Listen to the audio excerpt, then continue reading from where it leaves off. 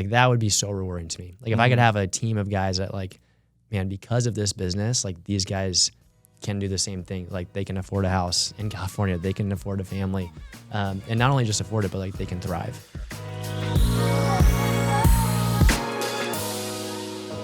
All right, everyone. Welcome to another episode of the Risky Assets podcast. Today is I would say an easy one for me because this is my good friend, Andrew Maly. We have gone to church together for a long time now.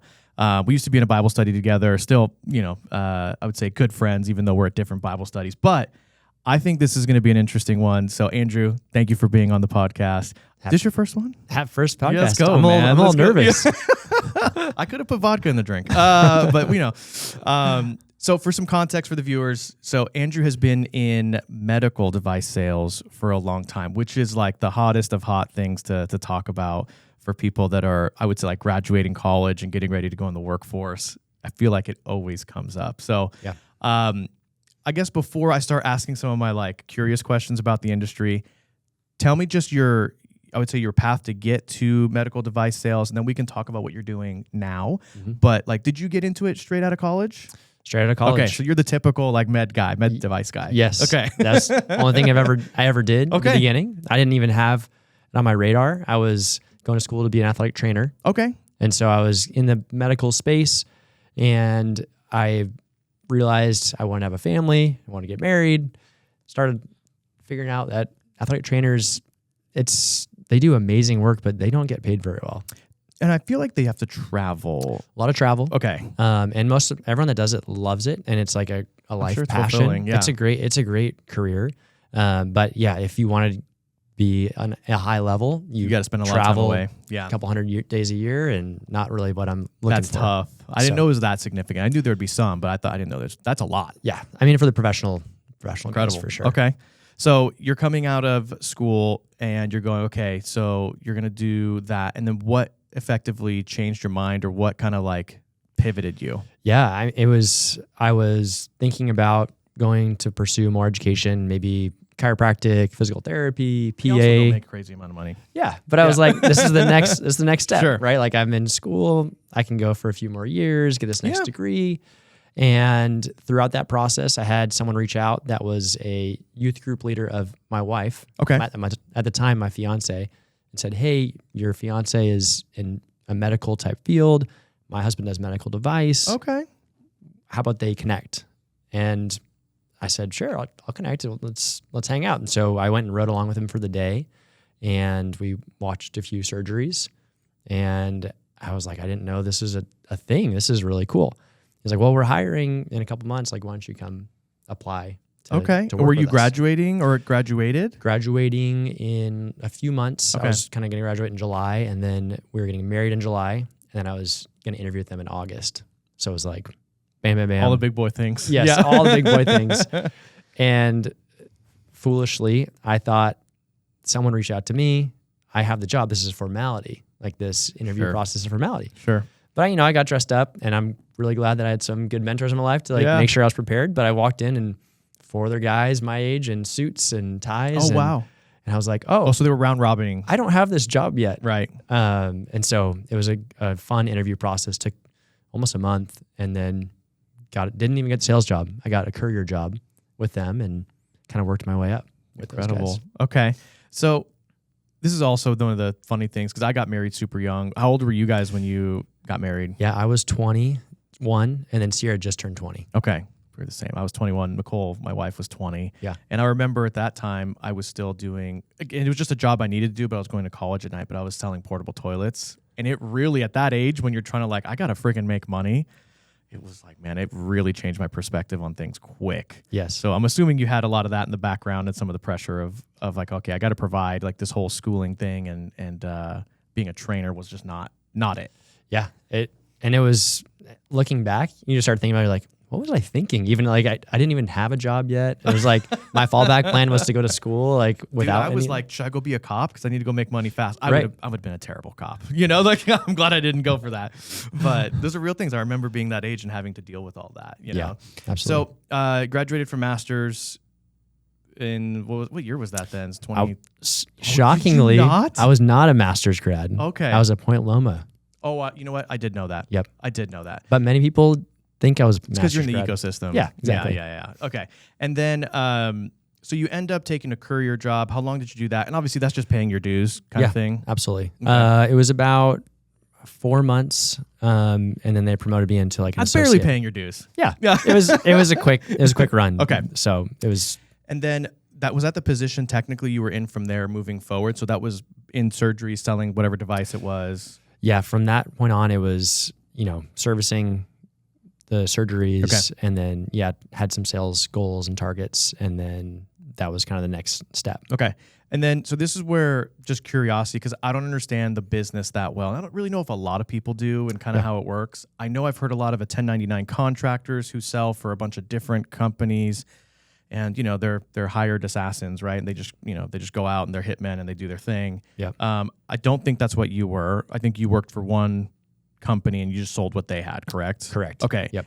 Are there other setups outside of like the hired hitmen or just hired on people, W-2s? I'm sure there's a lot of different stuff. There's a lot of different stuff. A lot of guys will nowadays, especially, will be a part of a large company to start. There's been a lot of consolidation, I'm assuming. Yeah. A lot of buyouts. The big guys offer W-2 roles and all benefits, the benefits. Of course.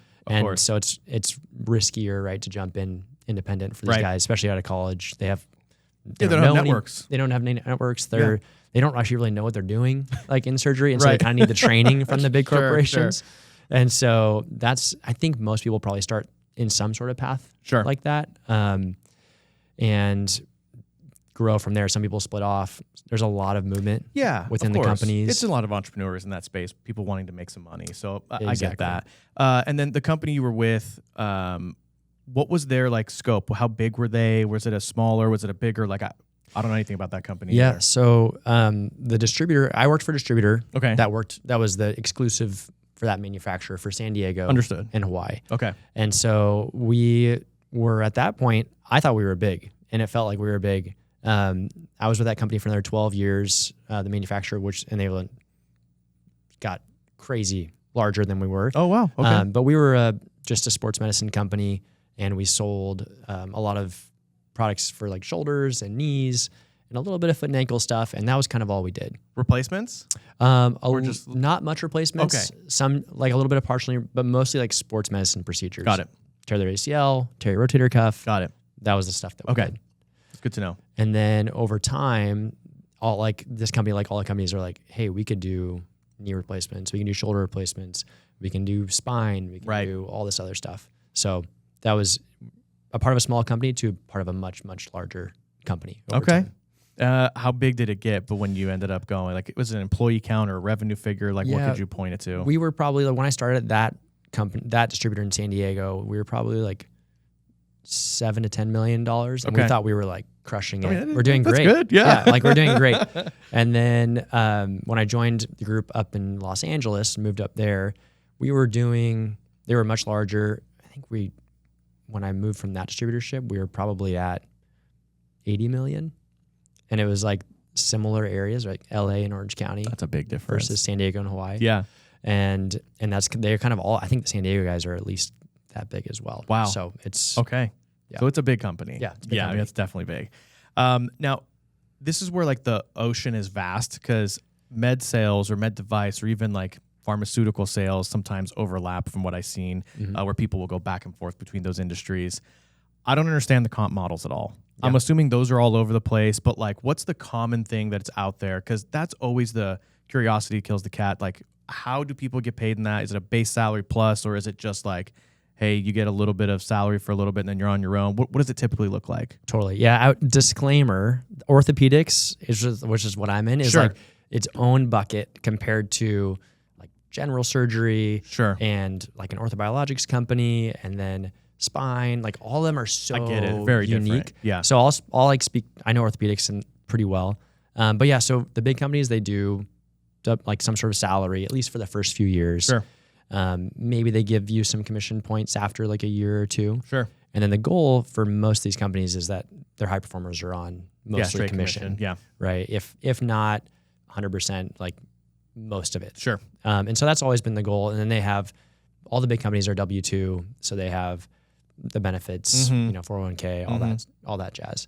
And the independent guys it's just commission, right? 100%. Of course. Yeah. And so there's a lot higher commission rates for the independent guys and a lot more upside, but also a lot more volatile. A lot more volatile. Yeah. Even like month to month versus these other guys. So no, I get it. I mean, it makes sense in that regard.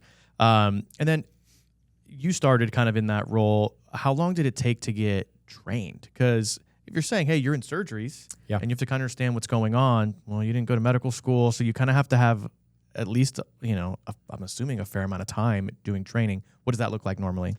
Yeah, for the first couple months, you're with another guy. Yeah, I'm assuming you're with another there watching. You're just hanging out. Yeah.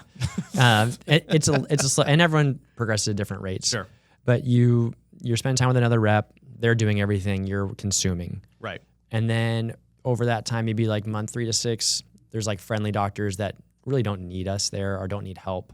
And they're like, hey, yeah, Andrew can come to this, hang out with me alone, right? And so you feel big, but you're not really doing anything of importance. It's so funny. And then it's like summer camp, you're just following the leader. Totally. And then over time, you just it's just a slow incremental growth. Sure. I was hiring people for a while at my last job. And so I'd always tell them like, listen, for year 1, like it's just try and learn and consume as much as possible. Like you're probably not going to sell much. You're probably not going to add much value, but like you're going to feel really good at the end of a year. And then at 2 years, you're going to be like, I can't believe I was allowed to be in surgery at year 1. And then I promised, I'm like, at 3 years, you're going to have the exact same feeling. I can't believe it was a year ago they let me do this. And so it's like, I would say it's 2 to 3 years before they're competent. That's a long ramp. Yes. That's a really long ramp. Is there any way to get that down? It's really like, it's how so well it's just people time exposure. Time exposure. Yeah. It's how well like these guys can build trust too. Sure. And so if people are really good relationally, even if they're not as technical, if the doctor trusts them and they want them around, then that's success, right? It's funny because I always thought too, and maybe, some of the pharmaceutical sales, we can put that baby kind of in a corner where it's like, yeah, just go sling this pill and it's like you can make some money or something that's maybe not as critical. But when you think about a med device, whether it's, internal heart, all the stuff that you hear about, replacements, it just feels like it would take a long time to get going and understand and be trusted. Yep. Even doctors to a certain extent. I'm always skeptical of them. So like imagine the other guys without degrees, right? For sure. So do you guys have a hard time holding on to people? Is the industry, this is maybe where I just have no idea. Yeah. I mean, do people end up being sticky and staying, or is it like, man, I don't like this and leave? Like what's kind of the breakdown there, you think? I think a lot of people that make it past the 2 to 3 year mark stay in the industry. I think that's kind of like it's the tipping point. The tipping point. Mm-hmm. As far as stickiness to companies, there's not much. Like people are bounced fair all the time. Completely fair. But in the industry, if guys make it past 3 years, usually they've gone through the hardest part and they're like, okay, like I can have success in this. I enjoy it. A lot of guys are like, I love it. I can't imagine doing anything else. I feel like that's the sludgy part though, right? It's like that's all the hard work to get to where you can start making some real money. So you just got to stay with it at that point. I guess that even ties into the next question. Everyone's going to be like, hey, what can I make? Right. And, I don't need to ask about your income figures or nothing like that. But what's a general range if you're like, hey, I'm 3 years in and I'm doing good to, hey, I'm 20 years in, I've been killing it. Like, what can you make in that kind of industry? For sure. A lot of like intro reps as they're getting out of school, like just starting out, it's like $80K-ish to learn. Like not bad. Yeah. Right. And you're not really, you're adding much. much. You're not like, you're helpful. Like you're doing all the things that other, like maybe the older guys don't want to do, running things around, but it's pretty good money. And those like usually benefits and all these other things, right? Out of college, that's incredible money actually. So maybe like $90K if you include benefits and all that other stuff. So that's kind of like, I'd say the average. Okay. And then probably after 1 or 2 years, guys that are like getting it quickly, they might be able to jump up to that 120, 140 range and be like doing well. There are still people that are at 2 or 3 years in that aren't really getting it, and they stay just like anything else. And then someone that's like 20 years in, for the most part, those guys are doing fairly well for themselves. And there's a large disparity there. I'm sure there could be a big range. The guys that want to grind and do extra things, I think a lot of guys that even are with a company have found other ways to be entrepreneurial within their business. Sure. And so they've added other parts to their sales career. And so they're, maybe making $250K from their main job, but they're also making $100K from this other side hustle they have in medicine. Sure. And so back in the day, like most reps were making 300, 400 plus K. Wow. And now it's definitely not like that. I would say. Why has it changed so much? A couple things. I think one, the geographies that people had were massive, right? So they could afford to, Sure. Cut people. They on might have that. had like for us in San Diego, we had maybe 8 reps when I was down there, and they probably have 40 reps in San Diego proper. And part of that's the devices have gotten a lot more complicated. Sure. And so there's a lot more assistance and service needed. And that's kind of, you sell with service. And so you kind of create your own bottleneck of time. Right. And so I think that's probably a big part of it. Sales, like everything else, like it's a race to the bottom on some of the commoditized things, right? Yeah. So people are always trying to innovate and hold that value and that price. Yeah. But like the prices of a total knee replacement are vastly different today than they were 10, 15 years ago. Higher. A lot lower. No way. Just because it's all gotten cheaper to manufacture and all that. Just to be competitive, for sure. Interesting. And I mean, like surgeons, the crazy thing is, well, they're making money. Surgeons are making less money now than they used to, right? Like they're working twice as hard to make the same amount of money they were in the past. Like reimbursements are down, like Medicare rates like don't raise with inflation. And so it's pretty wild, like for like being a professional, like a very, very, especially highly skilled, tons of training, tons of years of schooling. Like the reason why young guys are getting into it now is like, and doctors tell me this, like I tell people only get into this if you love it and you're passionate about it, because it's not what it used to be for orthopedic surgeons. That's so interesting, because the dream is still pitched. And I would even say yesterday that like, you're going to go be a doctor, you're going to make a lot of money. Right. You're going to have a nice car, a nice house. Yeah, you got student loans, but you'll be able to clear them really easily. So you're just saying but there's so many restrictions for hours worked and all that stuff. Do you think that also plays into it? It could be. I honestly think the biggest thing is just the insurance, like Medicare battle that they face, right? Interesting. But it's not it's that they still can't doing make well. a good. They can't make a good living, but they're working a lot harder to do it. That's so interesting. So you guys obviously then the business has changed for you. You were in it for a substantial amount of time. Yep. I mean, maybe a little bit of background personally too, because to the extent we live in Los Angeles, right, North LA. You have 5 kids. You have a wife. You own a home. Mama doesn't work. Yep. Right. So you did well enough. Yeah. Yeah. And which is awesome. For sure. So over that time, what happened to where you started to go, all right, now it's time for me to cross over and be an entrepreneur? Because at some point, you either got the rosy glasses taken off or you saw that something was a better opportunity. So like walk us through that. For sure. Yeah, it's a tough question. There's a lot of aspects of that. Always is.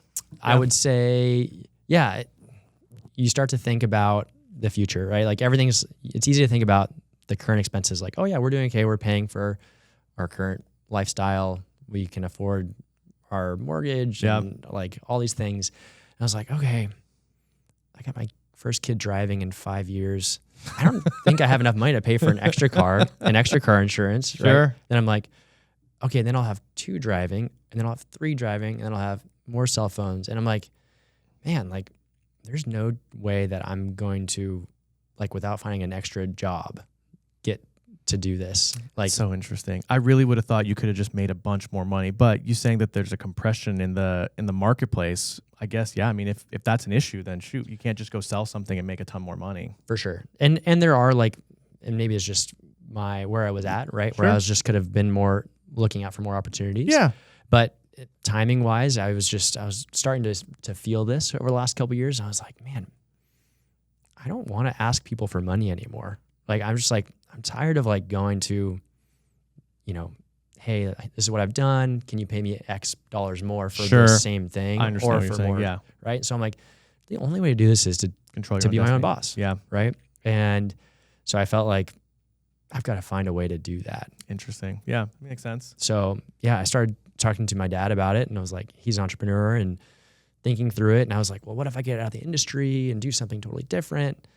And he was like, kind of like chatting with me, and he wrote me a note a couple days later. He was like, essentially like, you're crazy to leave. Like, it's what you know. Yeah, you know this. You built yourself up into this for 12 years. Why start over in a new industry? It's actually really wise. What did your dad do? My dad ran a really successful beauty distribution company. Oh, okay. They sold hair products to hair salons Cool. in the Western U.S. for many years, and they got bought out by L'Oreal about, I think it's like almost 20 years ago. So, really okay, so he successful. does know what he's talking about. Yeah. Yeah. He knows the distribution model. I think he did okay. Yes. So Very cool. Great mentor, great guy. So That's incredible. I didn't know that. Yeah. I just got to meet your dad at the kickball event, and like I didn't really ask about his background. I just was like, howdy, just trying to get to know him a little bit. So Totally. that's really cool. I didn't know that. So obviously, I think that's probably good advice, and trying to stick with what you know is good. You know, you can pivot once you have maybe some other things.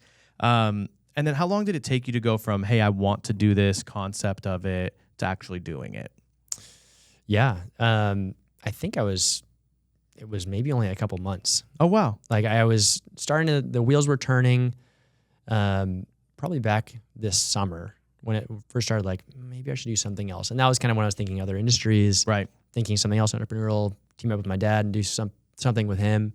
And probably took till about January until I was like, okay, that's not going to work. Maybe how do I find this inside the industry? And so just talking to other distributors and other entrepreneurs throughout the industry, honestly, people I just found through LinkedIn. Oh, wow. And just reached out to them, and we had a bunch of cold phone calls with all these guys, and it was like so welcoming. They were like, oh, you should do this. Here's what I've done. Here's how I've laid out my business.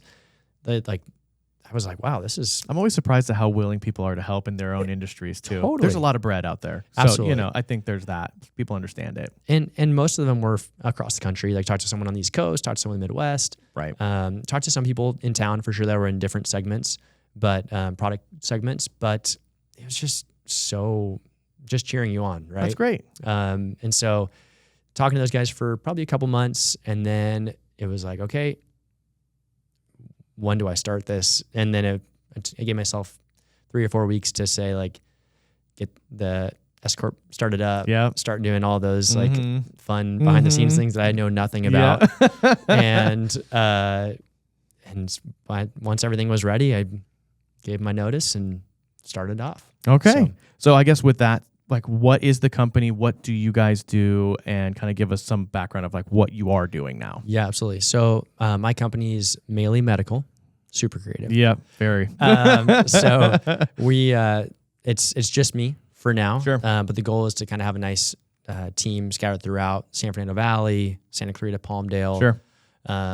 Into Bakersfield, and to the coast a little bit. So kind of this like northern LA county, sure. Into Bakersfield. So I keep saying we. It's going to be we. It's fine. Yeah, perfect. It's going to be we. I'm basically specializing in upper extremity right now. Okay. And so in my last role with my last company, I was really passionate about shoulder replacements. Okay. That was my role for a number of years. Even when I was managing people, like that's what I was most excited and passionate about. Interesting. So that's kind of like what I've hubbed the business around, is that. And then I've picked up some other product lines that are ancillary to shoulder replacements, or the same doctors that would use those types of products. Got it. So essentially everything is fingertips to shoulder. Okay. With some things that can be applied in other areas of the body, but my goal is to really hone in and become focused on that, kind of hedge myself out as an expert in those things and kind of expand from there. I love it. So, and I should have mentioned too, you had reached out to me just to have conversations about, hey, I'm already doing this. You had started Maly Medical, and you were like, hey, I just want to talk to somebody about being an entrepreneur and trying to surround yourself. One of the things that I remember talking about with you was like, I could do all these things. Yes. And I was like, hold on. Like, put a gun to your head. What makes you money tomorrow is what you should do. So I'm assuming the upper extremity, obviously based on what you're saying, were those things, which is good. Like, yes. Stick with that. Yes. And then this is where the question maybe was posed earlier, like, why are there not more companies seemingly for small guys, maybe more independent, that are trying to build brands? Like, is there a big barrier to entry for someone like you to like grow and scale, or is it that just there's been consolidation to where once you get to a certain size, people throw a number at you and you'd be dumb to say no? Like, what's that middle ground look like? Yeah, I think probably the reason why there's not a lot of guys, I think there is becoming more guys like me doing these types of situations, just because of the freedom and the entrepreneurial, ability and potential for success that there is. And so I have seen more of that in the last few years of guys going out on their own. And there's a couple different business models. The guys that are just, I think you and I talked about this at lunch, where you're a player coach and your business is you, and you can make a lot of money that way, but that's kind of it. Yeah. Right. When you're done, you're done. Or build a business that's bigger than you, and find something that you can really empower other people to do well. Right. Which I really liked from hearing about what you guys do at Greyhawk, of just like, hey, you're here to build up. Like, you don't need to be the bottleneck. Right. It's like you empower these people to go sell and create a business that they're proud of. Yeah. And so I think I'm biased. You're biased. I'm biased. It's what I started the business with. Hey, it's going to be bigger than a lifestyle brand. So, I always tell people like, you can still make a great living being the owner operator and doing the whole thing, but like, it's just a different game you want to play. So, my game is more complicated in the middle. It's hard, but at the end, I should do better. But there's no guarantee for sure. But yeah, I'm always gonna be biased towards that. Yeah, absolutely. And so from there, that conversation, obviously, we had a lot of really cool things to talk about. And I love entrepreneurship now. I don't know if I was a purebred entrepreneur. I don't know if you felt that way. Having a dad who's an entrepreneur is really cool to kind of get some of that downstream. Did you feel like you were going to be one at some point, or did it just kind of like just force you into it? I kind of felt like growing up, like, I'm going to go take over my dad's business and like, I'm just going to go run his business. Like, that's like, I'm the oldest son. This is my birthright. Yeah. And obviously it didn't work out. I sold the business before I was in junior high or high school. And I think over the last probably even 5 to 10 years, I was like, always something like inkling in the back of my brain of like, I don't want to just be an employee. I would really like to build something and grow something myself. And I don't know if I knew how to put that in words, but I always felt like I need to do more. I need to do something different than just this. And there's not to say anything negative about it, right? Like, being an employee was great. And I've learned so many things from like my mentors in those companies.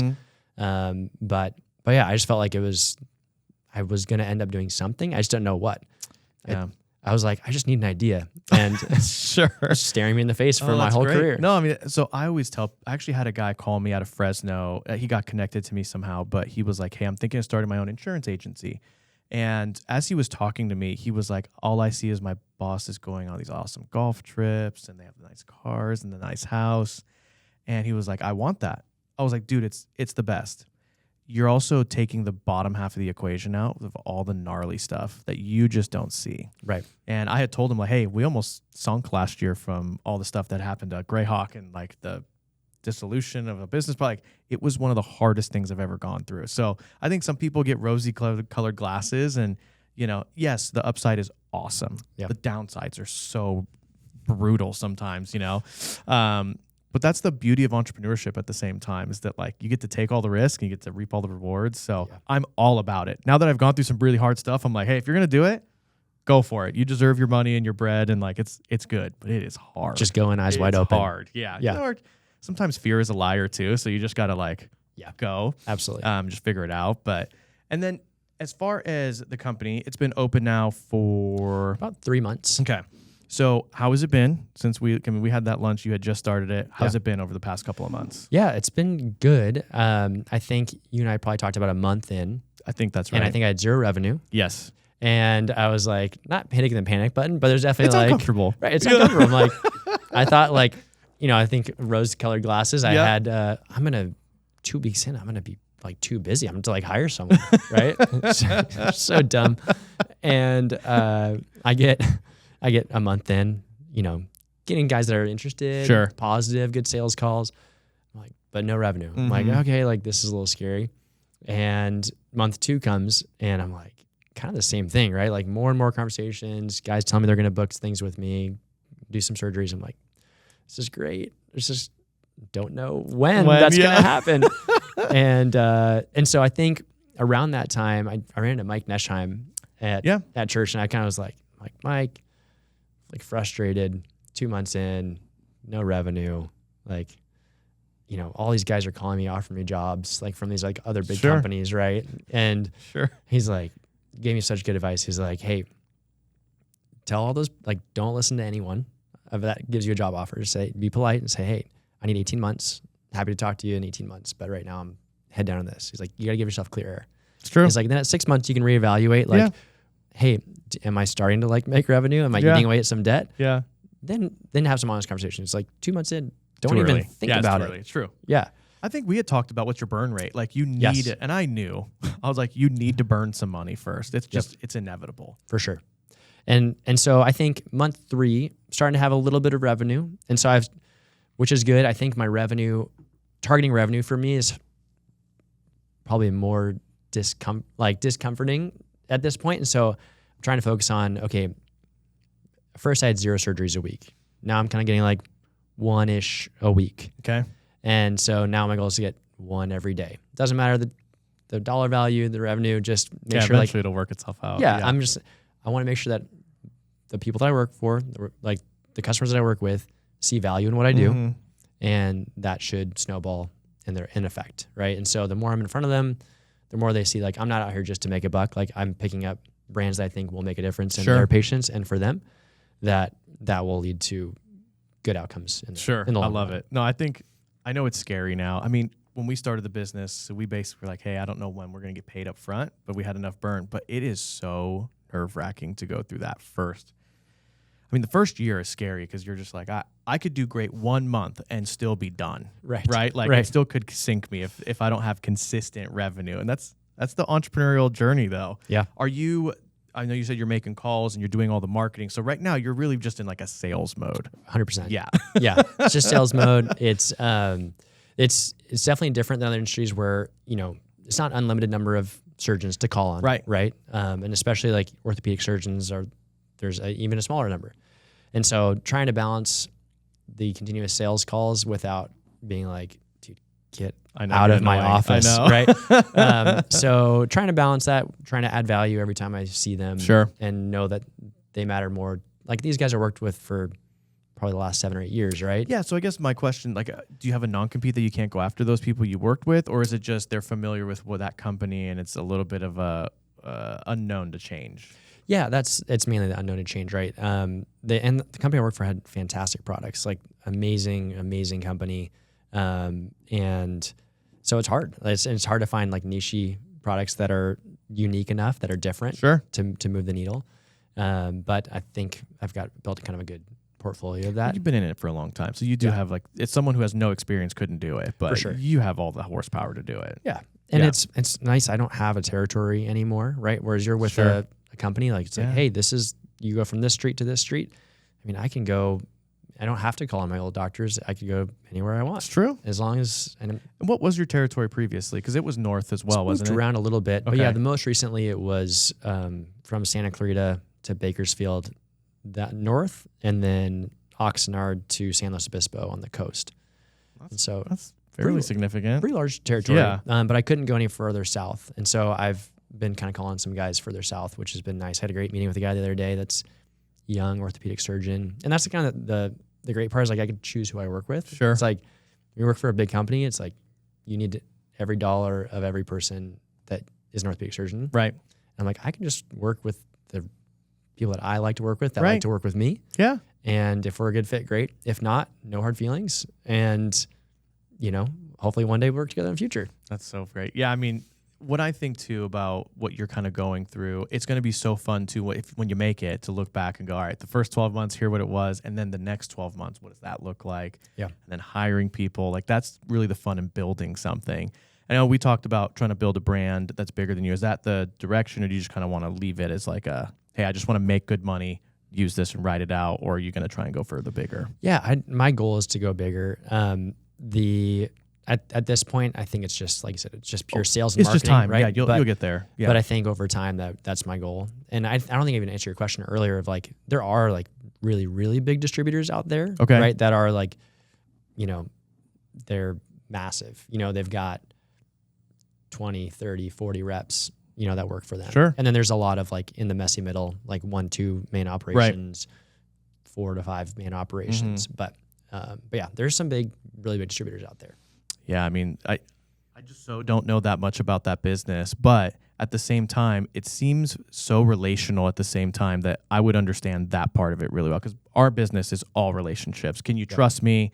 And then, you're taking care of my kingdom with the business, and that just takes time. So I just feel like that would be the biggest bottleneck, is getting people going, like you were saying. But there's got to be a better way to get people up to speed than 3 years. Yeah, it's a great point. That would be where I go. If you could take people and say, hey, can I get it from 3 years to freaking 18 months? Like, how do I half that time to get them going? If you could answer, or you're not gonna answer that question, we could create our own medical sales. Like there's tons of medical sales, like agencies and training things. Yeah. And they go through 10-week courses, and no shade on them at all. Like they do a great I job. get it. But 10 weeks and get cut loose is probably also the wrong strategy. For sure. Yeah. The tricky part is, and people ask this all the time at medical sales, like, you don't have any medical training. You're telling me you're in surgeries, like helping doctors. Right. I'm like, yeah, but that's the gauntlet is those 3 years, right? 3, 4, 5, and I'm not doing everything a doctor does. Like these doctors are so much smarter than me, so much better than I could ever be at these things, right? But they also are much wider breadth, right? So if I do 300 shoulder replacements as a rep in a year, there's 1% of doctors that do that many in a year. Most of the guys are probably doing 50, 40 per year. And so, okay, so you have a lot of context in that regard. Yeah. So maybe I do 6 times more than, the average surgeon is doing. And I'm obviously I'm a part of that surgeries, I totally right? get it. And so that's kind of where our expertise comes in as a rep. We're not, if you told me to do the surgery, I'd kill someone on accident for sure. Right. Like like, I think people are like, you think of it like, a lot of things. I'm like, yeah, but very, very limited, very small scope. So I guess even for myself, whenever I think sales, I just thought you sell it to them and then you go, let me know how it goes. But you are there apparently answering their questions or telling them what to do. Yeah. Yeah. Answering questions for the most part, helping with the speed of the procedure, right? Because what questions are you answering? I mean, is it have to do with, you're installing it incorrectly, or like it doesn't do this, or... Yeah, so like to give you like broader context, so you're in an operating room, right? They call it the sterile field, which is the surgeon. They have their gown, their gloves. They have an assistant or a surgical tech, like all parts of the surgical team. And then there's a table that has all the sterile stuff on it, right? We don't go anywhere near that. We don't touch it. But we help work the surgical tech on the back table, and we say, hey, this is the order of things you're going to go in, right? Because the surgical tech also does 100 other procedures. Right. And so we want to line them up just perfectly to how that doctor doesn't even have to look back. They just know, hey, next thing. And so that's where we provide a lot of value. Okay. So and if they get stuck somewhere and they just can like kind of look up and go, what do I do with this, or how does it, or what does it? Right. Okay. Or they're doing the procedure and they're like, hey, this is what we planned on, but I think I need a bigger size. Then you're like on the back table adjusting to make sure that we give them right equipment to put in the proper size. Interesting. So you have backups as well. Okay. Yeah.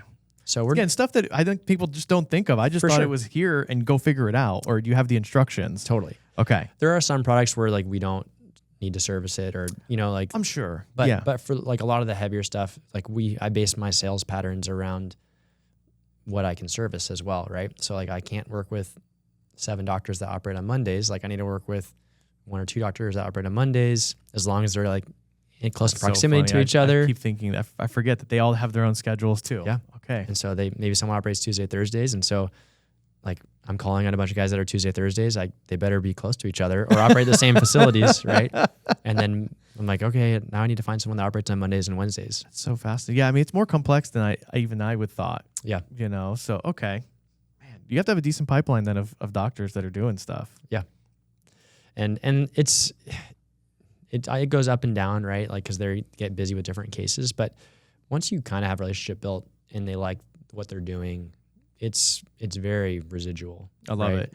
Do you think the income potential comparative to what you were making to now doing it on your own, like, does it double? Does it triple? Like, what's the... Probably 2 to 3x, like, if not more. And you were doing good before. Yeah. So it's like the potential, right? On your own, yeah, you could make 2 to 3 times what you're Yeah. making on top of, hey, how do I scale and all that good stuff. For sure. That's incredible. And then, you are how old right now? 35. 35. So looking back, if you were, the 55-year-old version of yourself, what would you feel good about going like, all right, I ran this race of like doing this job and this company. What would be success for you? Yeah, that's a really good question. I think off the top of my head, it would be if I could build a really great sales team in the same confines. Like I don't need to be like the California guy, but let's just say the same confines, right? And I've got a team of young reps that, in 20 years, maybe a team of experienced reps that like are just doing super well. Like not only like financially, but just with their life. And like, that would be so rewarding to me. Like if I could have a team of guys that like, man, because of this business, like these guys can do the same thing. Like they can afford a house in California, they can afford a family. And not only just afford it, but like they can thrive. Sure. And so I think that's kind of what's most exciting to me. Like when I look back at it, like, yeah, like, and I love surgery. Like I don't expect to be out of it when I'm 55, like just like sitting in the armchair, just like waiting for other guys. I But get it. And honestly, bigger than all those goals is just that I get a lot of time with my family, get to serve the church, get to be, do all those things well, like the most important things. So I think that would be the things that stick out most. Even if like I'm not as successful financially as I said, 2 to 3x, like if I can be successful with my family and church and I make the same amount of money, I would be more than happy. Well, freedom is really the goal at the end of the day. It doesn't always have to look like being rich, right? And Absolutely. rich is also so relative because rich to someone is, I will have all the toys. And the other person goes, hey, rich to me is I coached my kids and I was at all the church events and my wife and I went on dates every week, Yes. And I've been more focused on the free time. Mm-hmm. At the end of the day, especially like as believers, like I'm not going to take the money with me. Yeah. I want to leave some behind to my family and make sure that they're taken care of well enough. But like, what am I really going to do with it? Enjoy it, give it away, and then hey, absolutely, I'm not going to care about it after I'm in the dirt. Absolutely. I just got my dad just gave me the book Gospel Patrons and just finished reading that the other day. It's just about using our resources for the kingdom, and not only just our resources, but like what we've been given in our time and our relationships. And so I think that's kind of a driving force that I'd like to see behind the business, right? The parable of the talents is there, I think, for a reason, right? Absolutely. It is meant to go, hey, you were given something. Did you just dig a hole and stick it in the ground? Yep. Or did you multiply them, and were you a good steward and servant of what you were given? Yes. And okay, so you said, hey, I want my people to do well. One of my employees, Eddie, just bought a really nice car. And he was like, dude, it was like a stretch. I'm like, awesome, bro. That's great. And buy a nice car, go get a nice house. And it's not that it's about that for me, but it does signal that like people are doing well. Yeah. That they can go get a nice car, that they can go, I'm going to go get this nicer house. I get to keep having kids because like I can afford it. Yep. And so that, I was being really facetious when I'm like, all I want to see is BMWs and Mercedes in the parking lot. But what I was really, the goal is to go like, people are doing well. They're thriving. They're doing well enough. That is, if I can provide any like future encouragement, it's so rewarding. Yes. And it's not necessarily me. I provide a good system. And that I think is all that I'm proud of, is that like there's good people here. I have a good system. And then people, because of that, can do really well. Yeah. And that's a great goal to have. If that's all you do is impact people positively like that, it's good enough. And you'll make money. Like if people are making money out there, you're gonna do fine. Yeah, so, for sure. Well, dude, thank you so much for coming on. I know it's early in your journey. I want to get you back when it's like, all right, hey, I have 20 people and they're annoying me, and like, how do I go from here?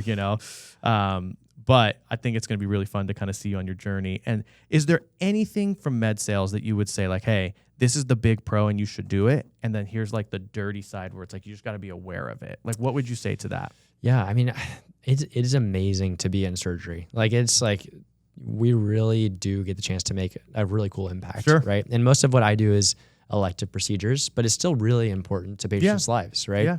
Yeah. Like someone that can't move their arm, all of a sudden they can go play golf again. Like that's pretty incredible. That's great, right? Yeah. But I mean, all medical device salespeople have some part of that. Whether you're in general medicine or you're in like trauma or like. There's all really, really rewarding things. And that's the hard part, is the schedule of surgery, but that's also the most rewarding part. Sure. And so I think probably the side people don't think about is just the servicing side, is Like you're not in control of your time in a lot of senses. You know, the doctor calls you and says, "Hey, I got a case tomorrow at 7 p.m." You're going to be there, right? PM. Yeah. Right? Like you're going to be there. Sure. And you're going to support them. And that 7 p.m. case may not start like at Might 7 not start, p.m. yeah. Might start at 9. You might get home midnight, right? Oh. So it's that's the schedule is I always when I interviewed people, I always say, hey, like don't expect to be like, hey, 4 o'clock, like I'm out. I've got this done. Like that might happen some days, but don't plan for that. That's so funny. So yeah. All right, cool. That's good, man. Like I said, thank you again for coming on the pod. It was cool to get some information on it and just kind of hear what the journey for you was and what it will be. So thank you again, man. And I hope you all enjoyed. And if you have any questions about Andrew and his company too and what he does, we will put the link in the description. Hope you enjoyed, and we'll see you on the next episode.